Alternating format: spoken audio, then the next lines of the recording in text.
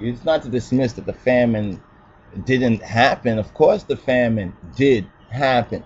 You understand? But most of the information about the famine and what people believe about the famine is make-believe.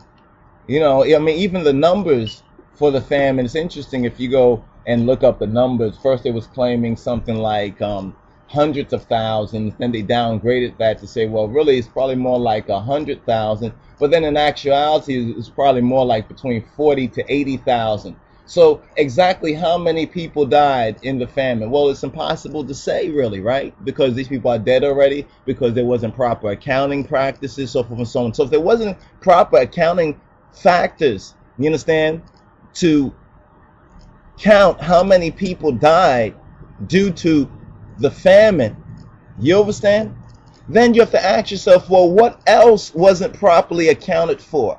That is not the responsibility of one man, even the emperor, but those people of that province, you understand, who are responsible. We hear that what Tigray, with the capital, they have a capital, it's a province, right? It's one of the 14 to 17 provinces of Ethiopia, right? Well, who was responsible in that province? You understand? What about the farmers? What was the farmers' farming practices? You understand? What about the environment? You understand? What about the air and the atmosphere? How was the air and the atmosphere of northern Ethiopia affected, you understand, by the use of chemical and biological weapons during the fascist invasion of Ethiopia? And isn't Tigray the very same, the northern Ethiopia, isn't the very same area, you understand, where we have the footage of, I think, Enrico Cerulli and others that were part of the fascist occupying force, where the priest comes out and they praise the Italians and everything? Isn't the same footage that we have right there? That's the very same incident. You understand? And thousands of manuscripts were looted from there. Obelisks, you know, stelas and other things were stolen from there. Come on, Ethiopians, wake up and look at the facts. You understand? And face the facts. You understand? Because they want to blame Haile Selassie for what? You understand? All Ethiopians, you understand, share a blame and a responsibility. You know, like when a famine or something happens in America, what does Americans and other so-called first world, so-called civilized people, what do they say? They say, we're responsible. This happened in our country. They take responsibility. Usually they don't say, well, you know what? We want a revolution. When Katrina happened, there was not a revolution against Washington, D.C. You understand? It would seem illogical for one to have a revolution. No, they said that was the local mayor's responsibility. That was the local governor's responsibility. See, what they're doing is they're trying to make you think that Ethiopia during the 1970s wasn't a modernizing government, was not in a modernized situation. You understand, where they had local responsible people, where people were, you know, like they had mayors and they had governors and local officials. You understand, that we never even hear about the name of these local officials. Who were they?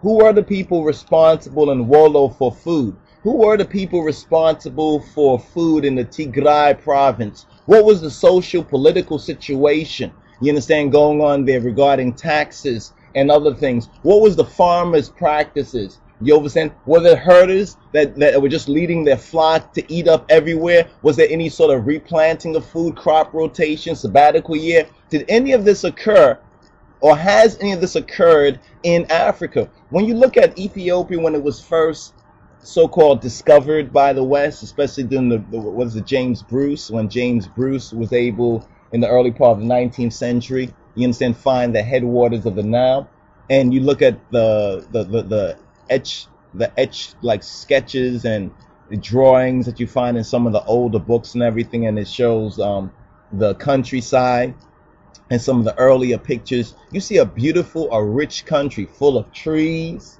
you understand, full of vegetation, you understand, lemlem, you know, hamalmal, you understand. I mean, you find it a rich country. I'm talking about naturally, agriculturally rich. Also, you find that there were people, you understand, that were very biblically orientated and scripturally connected. You understand, not only in their historical link and relation to their ancestors, but in their practices.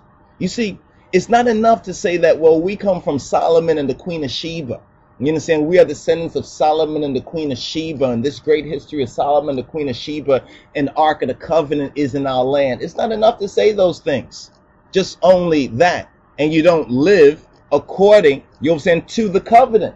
You know what I'm saying? Instead of claiming the merchandise of the covenant, or the art and facts of the covenant, you understand? Or the, how can we say, the advertisements of the covenant, Queen of Sheba, Ark of the Covenant. What about the standard of living, you understand, that the Bible, you understand, especially in relation to the laws and the commandments and agriculture. And see, a lot of people don't even know that. A lot of people, when they hear us say this, they're like, oh, the Bible is just a historical book, or the Bible is just a religious book. No, the Bible is a book of life. What's interesting, if you look at the state of Israel, you understand, and since like the European Jews went to Israel, you understand, and how they were able to you know, build, modernize, grow food in the desert. Even in Saudi Arabia, they use some of the same practices in Saudi Arabia to basically grow food in the desert. Did you hear me? They're growing food in the desert. You understand? And the kibbutzes and other things that the European Jews, a lot of this derives right out of the scripture. Right out of the scripture. In other words, the Jews, regardless of what ones want to say about the so-called European, the white Jews, you understand? Even if they are not the true, real Jews, you understand, as people would say, and as many have documented, including ourselves, you have to give them credit for one thing, and that is taking this Bible much more serious than the so-called blood peoples, than the so-called true so-called descendants of the Hebrew Israelites. You understand? I'm talking about the fact that they study this book and put it into effect. You understand? And y'all willing, we'll present more examples of this so some of our people can get wise to the half of the story that they have not been told. And some of them don't want to hear, but we're only speaking to those who want to hear the truth. This is for those who want to learn the half of the story, not for those who don't. It's not to dismiss that the famine didn't happen. Of course the famine did happen. You understand?